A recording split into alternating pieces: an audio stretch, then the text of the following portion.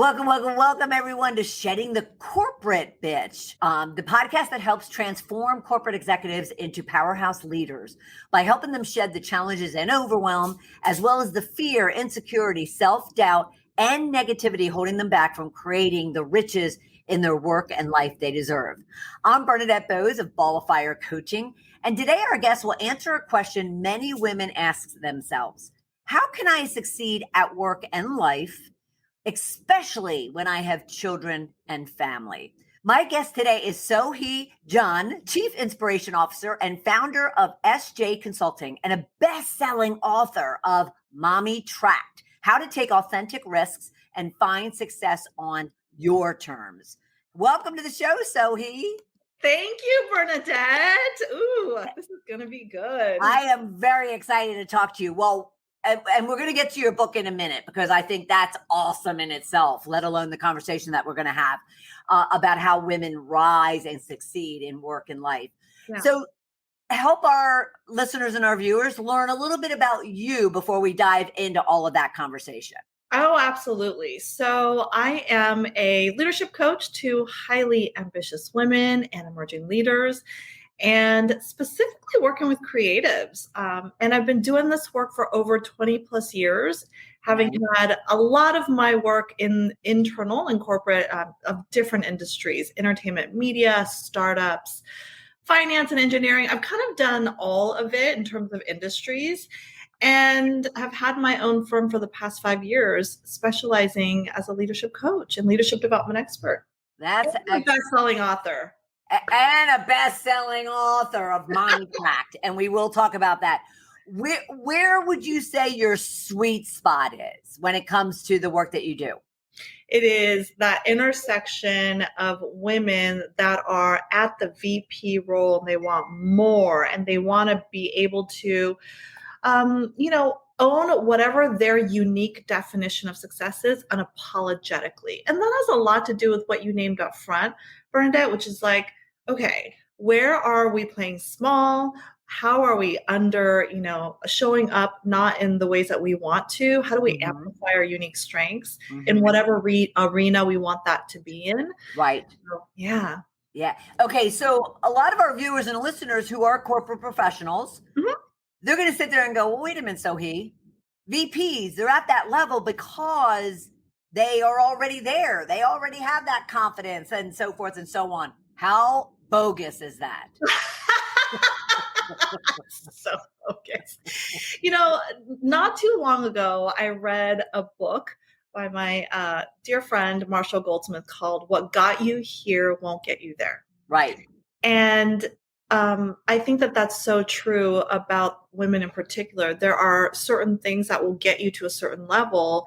And then when you are in that sandwich role in which you have to artfully manage up and also have span of control over a lot of people and P&L responsibilities and manage a team, that takes a different skill set, and one that isn't just about what you used to do and the things that got you there, which is great technically. You may be a great engineer, you may be a great creative, or really good at the technical aspects of your job.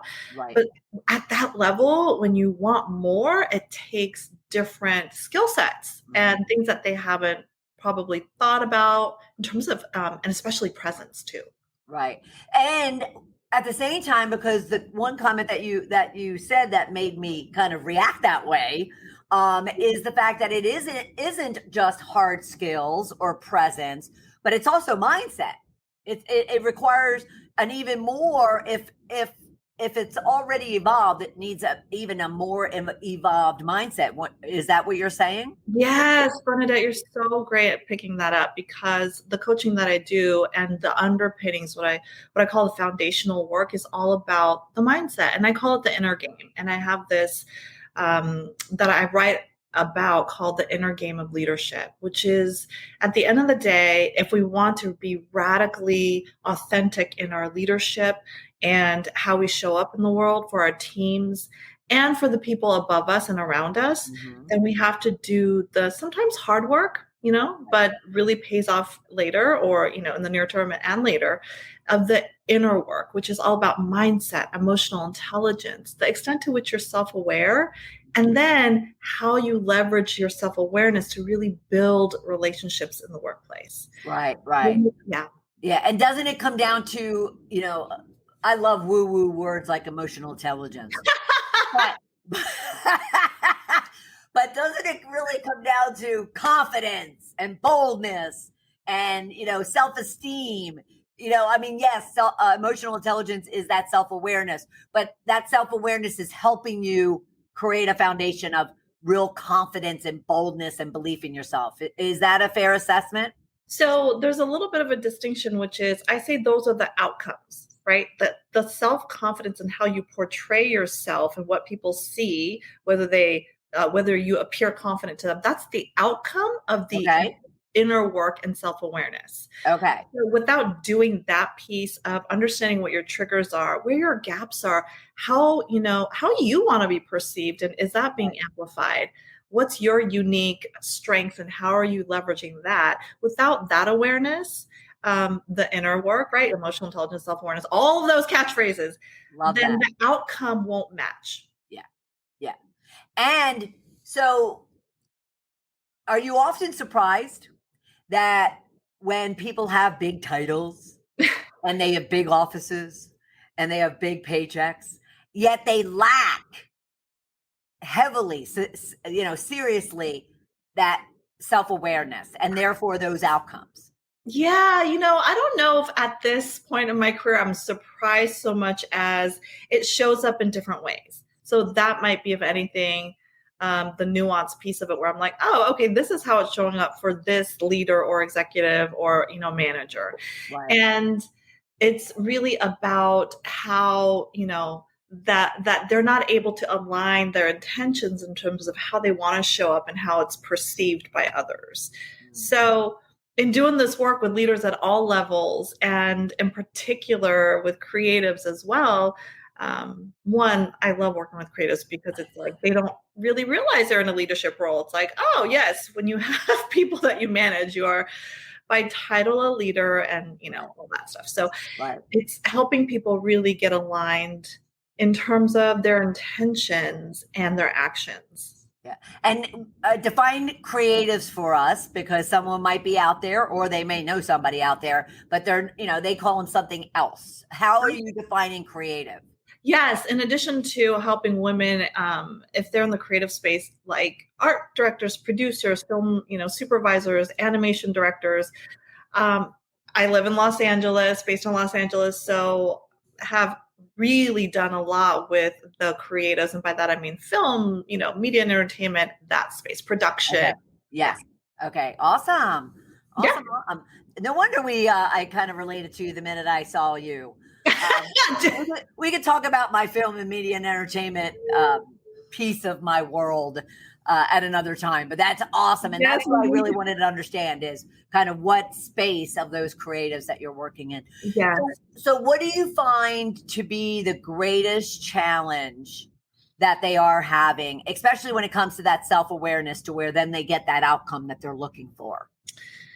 So I think that's a big and a great question. And I think that one, we have to take a pause and realize that we're really navigating challenging times. So like, let's look big and I'll get micro with you.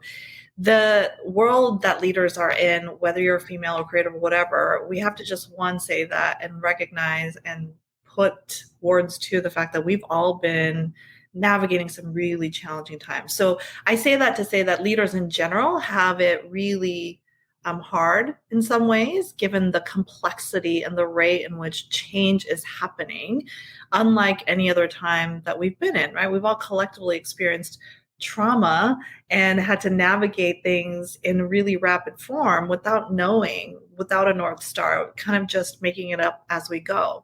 Having said that, in particular, those emerging leaders or the VPs or, regardless of title at that mid-tier, it's especially hard because these are the folks that most of the times don't get the resources that they need to be successful, right? Having been a coach internally, all of the funds get funneled to the top of the house. And they need it, not to say that they don't need that, but having been a mid-level manager at that level as well, I remember thinking, gosh, I don't know what I don't know. Right. So part of that is, why I made a specialty in this niche is helping this type of leader really understand and get the support that they need to be the mirror for them and help them have awareness around, great, you're great at your job. Here are the areas that you excel in. Here's how others perceive you based on feedback and how you can start to move the needle in intentional ways. Right. Is that answering your question, Bernadette? Yeah, absolutely. But I'll ask an additional one because that's what I do, right? Of course. Please do. So, so when you say resources that they aren't often given the resources, you're meaning training, your hard skills, soft skills, coaching, mentoring. Those are the resources that you're talking about that the middle management often gets kind of secondhand, hand-me-downs, and doesn't get the resources that they need. Is that and sometimes companies, it's intentional or not, but I think that that's the group that often gets overlooked, for lack of a better word, because there's a lot expected of them and just not a lot given. And I think the tides are turning in the last few years and looking at this group in terms of their level of influence. My goodness, they are the direct line of people responsible for like really managing frontline, and that has an impact to the clients and the customers and how they feel about the interactions and the all of the things that customer relations wise we need to think about. So they have a very important role. And the other part of that is, again, I coach from lived experience, and I've been in that role, and I understand how nuanced and challenging it can be when you have span of needing to influence and not a lot of resources. Right. Okay. So two things came out of that. Yes. That maybe the tide is changing because of, and so you're going to correct me, brand equity that leaders are seeing that they have to build in their business, because in order to then continue to be able to attract the people that they want. So they have to give their people the tools and the resources, in your words, in order to then get these leaders to be, elevating their overall brand. And then people are becoming more demanding. Their employees are becoming more demanding and needing true leaders. Yeah. And therefore, those middle managers who are taking the brunt of everything getting pushed down to them need to have the tools and resources to then manage those employees effectively. Is that? Yeah, I love that. And yes, because once, I have experience with coaching someone who didn't know that there was something like this available, it kind of goes viral in that they're like, oh my gosh, there is a coach, and it's actually looked at as a gift, right? So some companies in the past would frame it as a way of like performance managing or, turnarounds or whatever you want to call it. It wasn't looked at as a development gift and opportunity. And so the more that I have interactions in which people are like, oh my gosh, this is a gift, I'm helping them go from good to great or great to greater, then yes, bring more. And so the tides turn the more that they experience this in a way that is positive for everyone. Right. Awesome. And what would you say is one of those key areas that you're really providing coaching and support in, especially when it comes to women rising up and succeeding, taking risks? Yeah. Talking about your, even mentioning your book, Mommy Tracked, it's all about also getting to a point where they're taking risks. What are you seeing to be that biggest problem that you're being asked to solve for them? It's really, oh gosh, if I were to simplify it and name one or two things, it's self-trust. And, we talk about this, you talk about this all the time. It's confidence. And, that really is around belief in themselves, right? So going back to trust. So those two things are really linked. Mm-hmm. And at the end of the day, when they come to me, especially the woman that's super ambitious and they're like, one, it takes a while to get them to own their ambition and be okay with it, like reframing that narrative around what it means to be ambitious, owning that, and then breaking that down so that they can really own it, be authentic in their power, and then helping them to own that in the work world and ask for what they need. It takes micro actions, which I'm a firm believer in as a coach. I don't believe in boiling the ocean. Let's take it micro action at a time.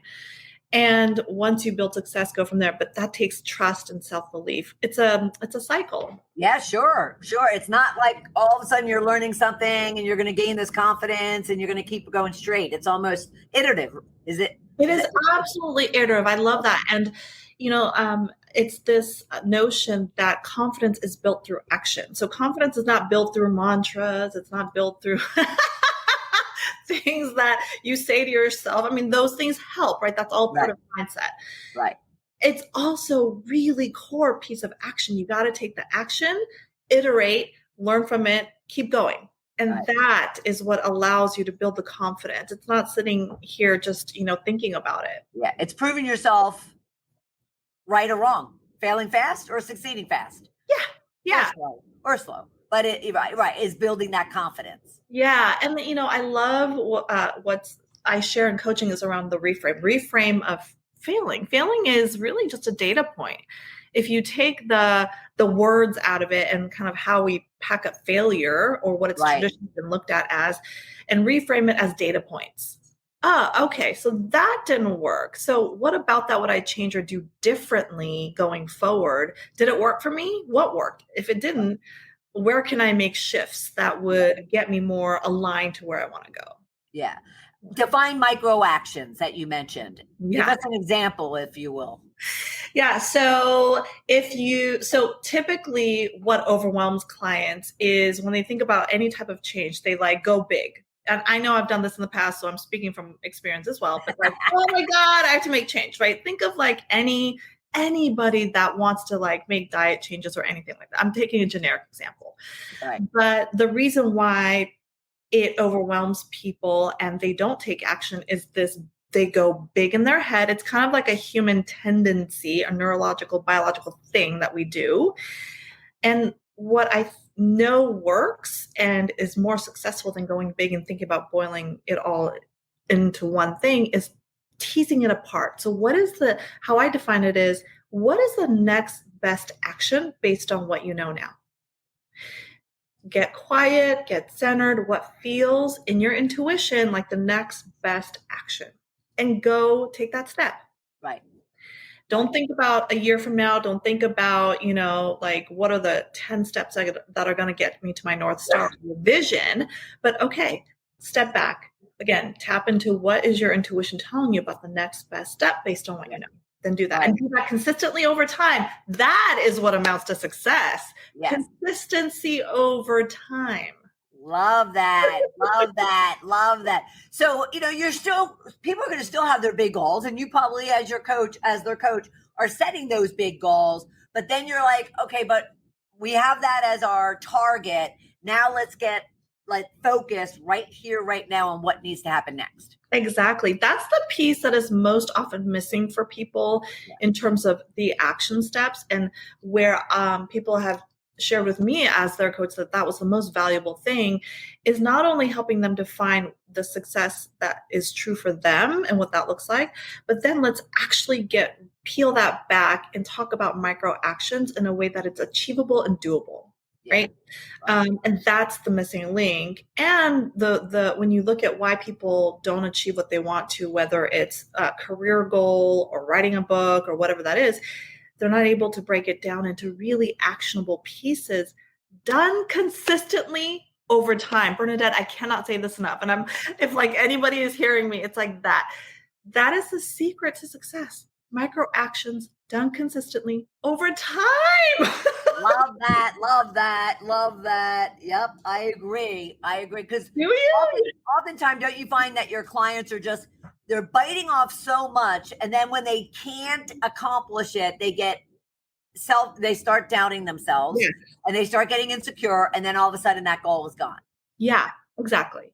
Yeah. And that's natural, and it's what forgive me, the word is escaping me, but it's kind of an anticipated challenge, right? We know that anytime people want to make change or go big, and I always advocate for go big for your dreams and goals. Make it the North Star, put it out here, Right. and keep that in mind, but then back up into, okay, what are the realistic micro actions Right. done daily and over weeks, over time that will get you there. So let's start there. Yeah, I love that. I absolutely love that. Woo! Why not? Well, and I think it goes back to what builds self-trust and confidence is doing those micro actions, succeeding and actually accomplishing them to where I love checking off my to-do list. Like it feels so good. Like at the end of the day, I'm like, woohoo! Even if I only get, even if I only accomplish one of them, I feel good about it. So it's almost like then micro action. I love that word. Thank you. Micro action, do it, check it off, and that's slowly building that confidence within yourself. Oh, yes. Yeah. It's such a good cycle to be caught up in and a good habit to build. And you explained it so well. Yes. Yeah. Yeah. Awesome. Love it. Love it. Love it. Okay.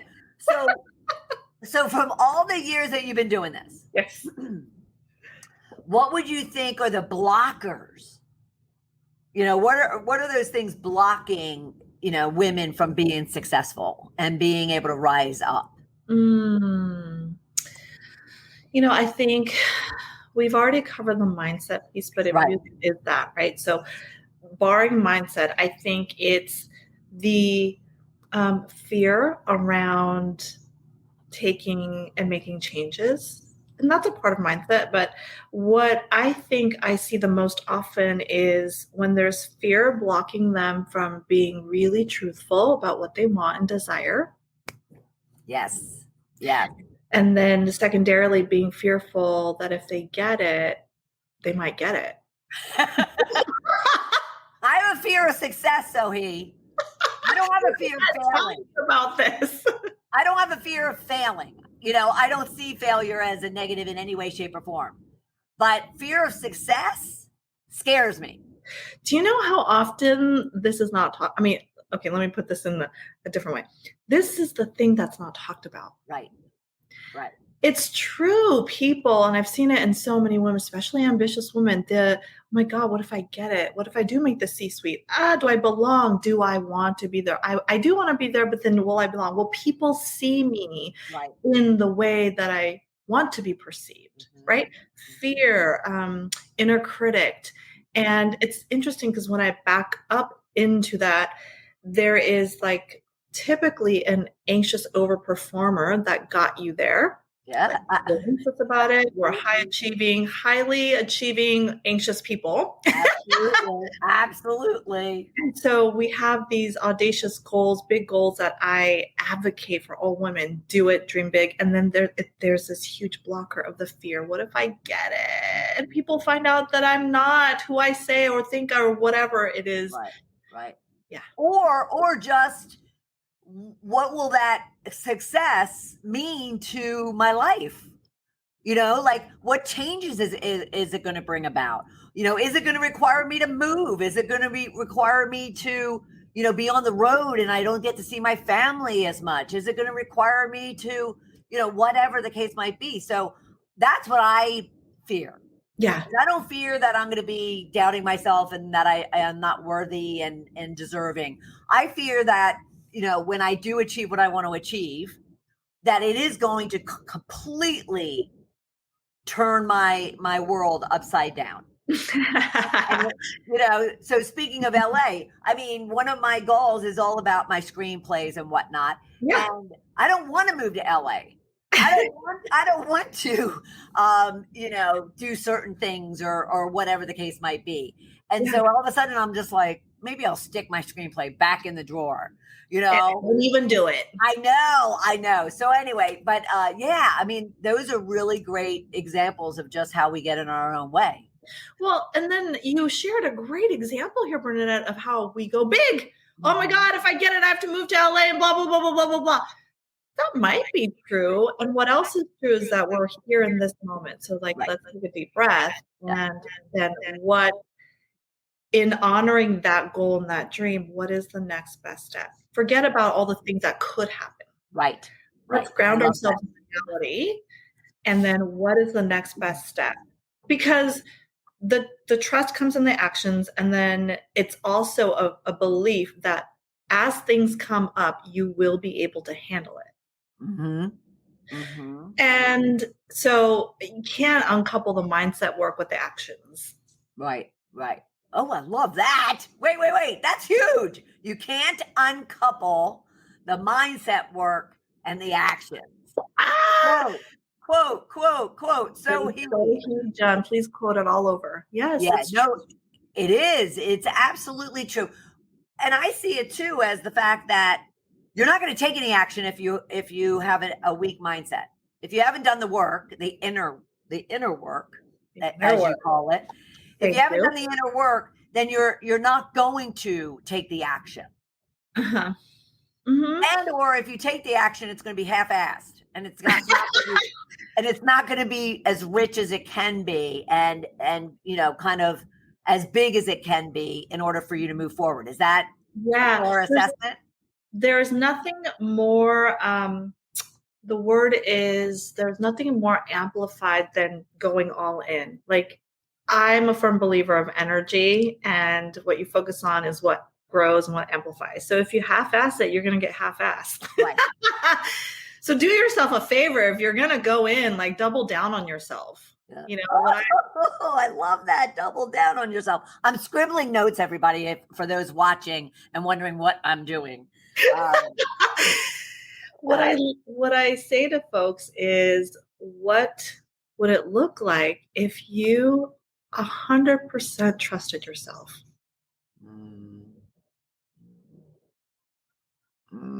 It's true. 100% trusted yourself. 100% trusted yourself. I have to think this through for a minute. 100% trusted yourself. So help me understand that. Yeah. So somebody might not trust themselves, and that's why that goes back to your self-trust and confidence comments. Yeah. And they're not trusting themselves about what? So about the goal, about the risk, about if they can handle it, about if all the ifs and all the unknowns, right? And this is one of the other really big things that gets gnarly in women's heads in particular. And I speak, for women because I am one, I've been there. Not to say this doesn't exist for men, but it just shows up differently, right? So with women, it's this, we have been conditioned. We can't ignore it, Bernadette. And I know people talk about it, but we have from a very early age to perform a certain way. And when we perform in the socially conditioned way, then we get rewarded. And so there's a lot of undoing that we have to do with the conditioning. And that takes a level of trust in yourself, working through fear, doing the mindset work. And so, the mantra for me, just even as a coach, is what would it look like if I trusted myself fully? Love that. Because I'm thinking about, I'm one of 12. Oh, well, goodness. Yeah. And my father was from the Depression era. Yeah. And so his whole mantra to us was, you have to work hard to play hard. Mm. And so I, until I was in my 40s, late 40s, thought I had to kill myself if I wanted what I wanted. Ooh. And therefore I was a workaholic. I was your stereotypical type A personality. And I got myself to the point where, and I had my first, not nervous breakdown, burnout in my late 20s. And, and it wasn't until my one sister, my older sister, she just went, God, I'm sick and tired of people saying that, for instance, she's a performer, that, as artists, we have to give up everything for our craft and not want, riches and success. And she's like, that's bull.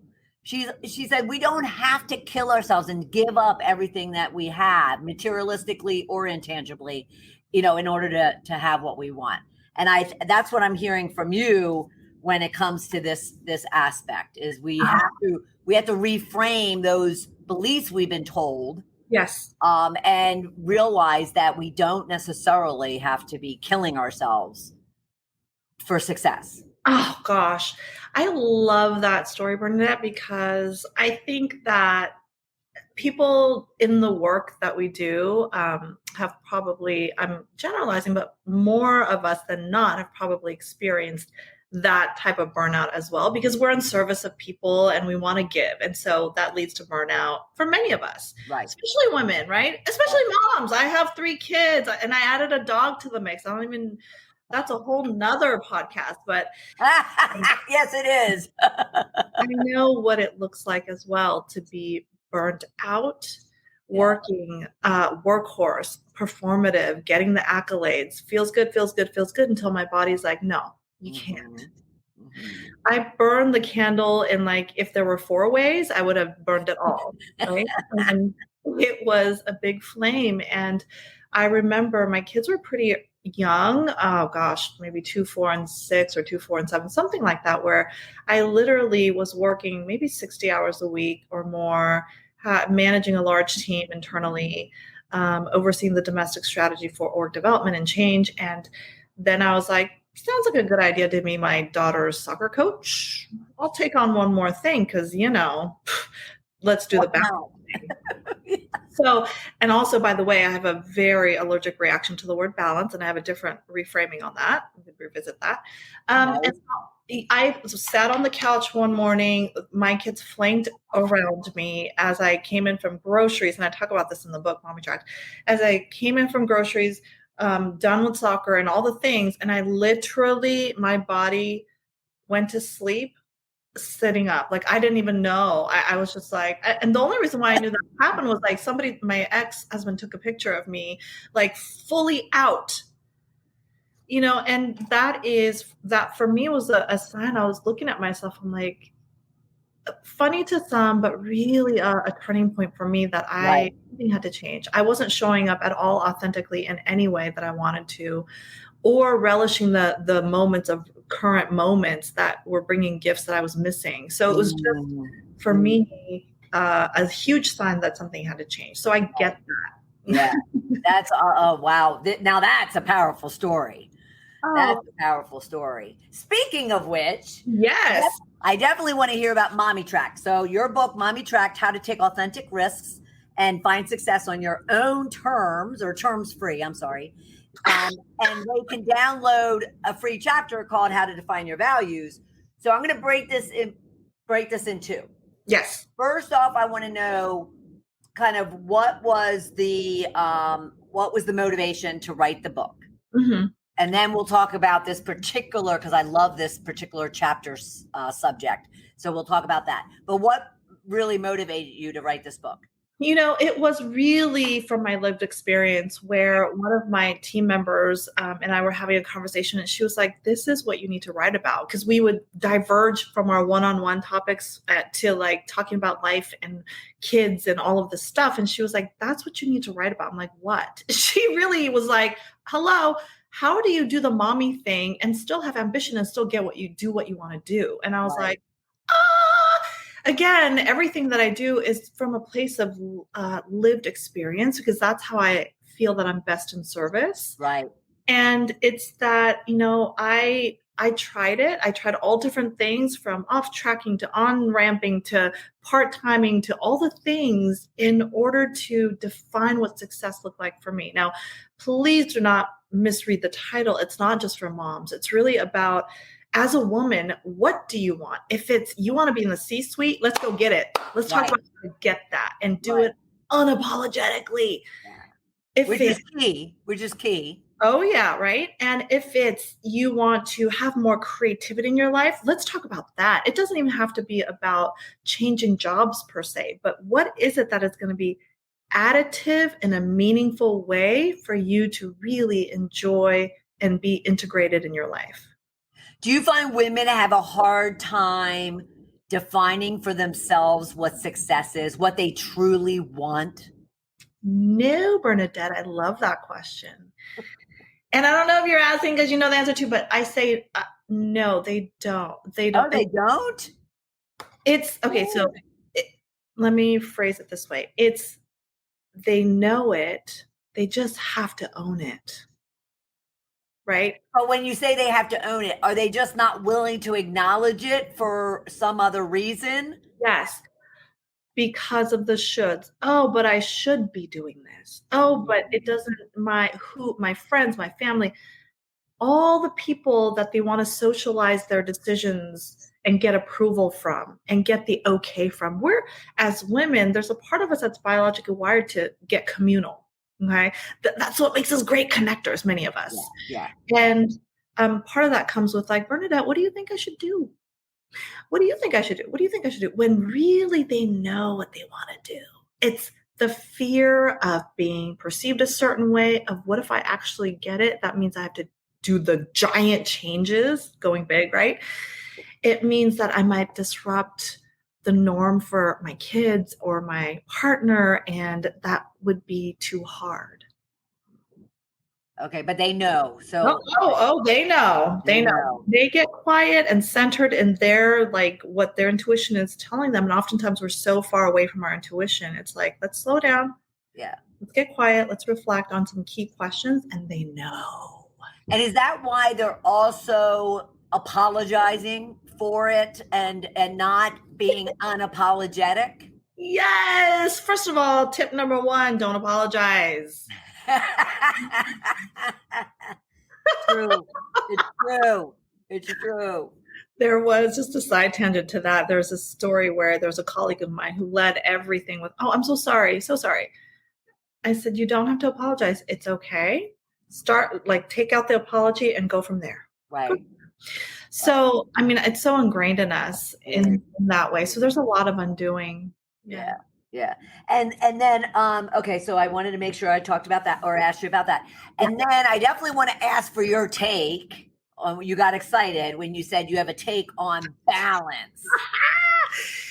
I get hives when I think about the word balance. So I love to introduce a different framework rather than balance, because what balance ends up doing is leading us to burnout, right? Because the picture that most of us bring up when we think about balance is doing everything, which implies that you are trying to please people and hold it up for the shoulds. I should be doing this. I should be a good daughter, a good employee, should, right? Amen. The reframe is, let's integrate our lives based on our values and our priorities. Right. Forget the shoulds, forget the balancing act. Right. Look at, on my website, there's a values exercise. If you haven't done that recently, what are your values? Narrow it down to top 2, at most 3. Okay. Once you identify your values, then comes the priorities. So for example, in my life, one big value is freedom. I've decided to incorporate that in my work and the way that I work, which means that I'm a solopreneur. That doesn't have to be the case for anyone else. Right. That's my truth. Right. So then I made big decisions to be where I'm at, which means I have to forego certain other things, right? I'm not going to balance everything. I'm not going to be the corporate, big corner office person. It's a different lifestyle for me. Right. So I make decisions based on my values and integrate that into my life. And in this season, I'm not going to do everything perfectly.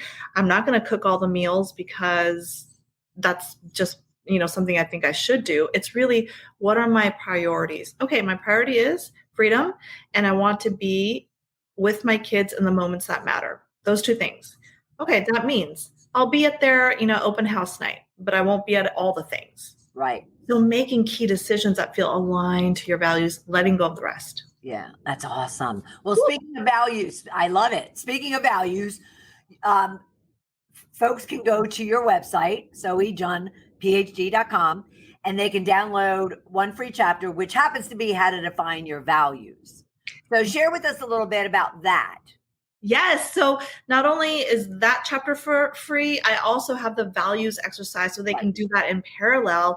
And I would recommend that people, find a quiet space if they can for 30 minutes. I know if we're moms, it's hard to find, but to the extent that you can just clear clutter in your mind, maybe meditate or whatever beforehand, read the chapter, and then do the exercise. And you might have to do it once or twice just to get really clear on what the values are. And it's going to be really concentrated work, but so worth it, because then you start to define how your life is either aligned or misaligned or somewhere in between. Yeah. And it's, if nothing else, awareness, right? A place of awareness. Which is where we started, is you mentioned that it's about self-awareness, building that self-trust, right? And I always come back around. You're magical. Look at that, Bernadette. Yeah, building that self-trust and that confidence and that self-belief, which is fabulous. Awesome. Okay. Any last tips that you have for our viewers and our listeners to really help them rise up and succeed in their work and life? Well, goodness, I would say reach out to me, connect with me, get my book, start there, and let's have a conversation. Absolutely. And connect with you as well. Bernadette, you are a phenomenal interviewer. I have had so much fun. Oh, why, thank you very much. But this is about you, not about me. It's enough that it's about me all the other time. So, I love connecting with those that really get this message. And so I'd say reach out. I'm open to having conversations. Yeah, that's fabulous. I am so grateful to have met you and to have had this conversation. I'm going to actually be going out to your website and downloading those values, the free chapter and that test. And then that way, as we go to kind of market and promote this, yes. I'll also be able to share my experiences and so people will reach out to you. Yes, and they will link in with you. So be sure to go to SoheeJunPhD.com. Link in with her, and she makes it easy. Most of it is about, Sohee Jun PhD. And her Instagram account, I was on it. Thrilling, exciting. So be sure to check her out on Instagram as well. And her free chapter of Mommy Tracked. Pick up the book. Forget about the chapter. Pick up the book. I promise it's worth it. Yeah, it's well worth it. And again, it's not necessarily just for mommies. Nope. So be sure to just see it as a way to really build that confidence and self-belief and self-trust so you can rise up and be successful in your work and life. Thank you so much, Sohee. I so appreciate it. Thank you, Bernadette. It's been amazing. Yes, it's been so much fun. All right, everyone, how about that? I mean, come on. If you questioned before coming into this conversation about what you could be doing to really gain that self-confidence and self-belief, Sohee provided you a ton of ammunition, a ton of tips and tools. And of course, she provided resources for you, including a chapter of her book, unless you want the whole book, and go to Amazon or her website for that. But if you also have additional questions beyond what we discussed today, then you could always reach out to me as well and even schedule some time with me. Go to coachmebernadette.com/discovery call and let's continue this conversation because I might be directing you right back to her. And so be sure to go to SoheeJunPhD.com to learn more about her and also to BallofFireCoaching.com. And we're going to look forward to having you right back here next Tuesday at noon Eastern time for another episode of Shedding the Corporate Bitch, our new brand focusing on those corporate professionals who are wanting to be those powerhouse leaders in their work and life. Thank you for being here, and I'll see you next week. Take care, everybody.